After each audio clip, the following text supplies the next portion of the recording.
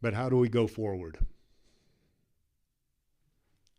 How, after all of the horror that we have committed and all of the resulting divisions among us, do we enact the golden rule as our standard for life?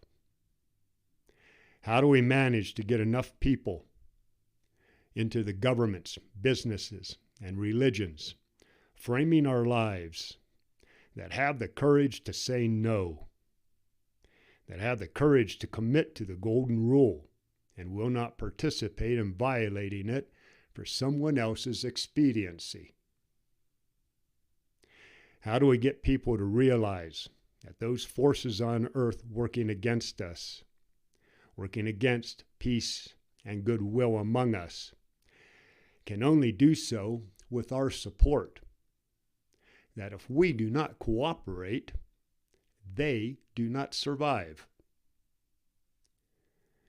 Our answer is uniting across the world to protect our children.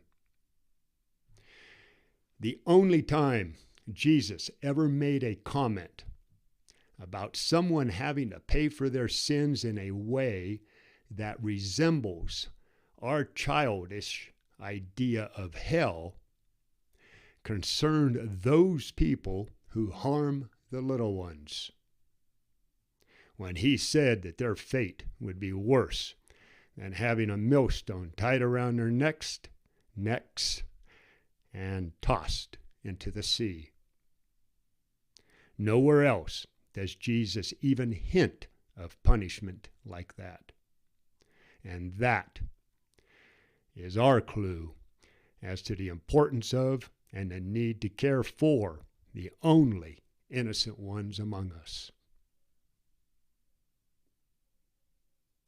A parent's love for their child is something that most people have in common, and that crosses all social, religious, and political barriers. It is through our common love for our children that we can find the empathy and compassion needed to eventually apply the golden rule to their parents.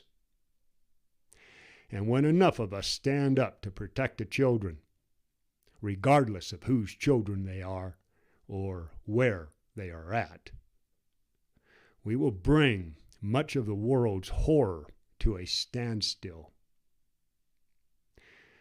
For some reason, most of the worst malicious evil that we are seeing these days is aimed at harming God through our children. In other words, robbing God of another soul and those children of their greatest opportunity to acquire their eternal lives. Eternal souls. Same thing.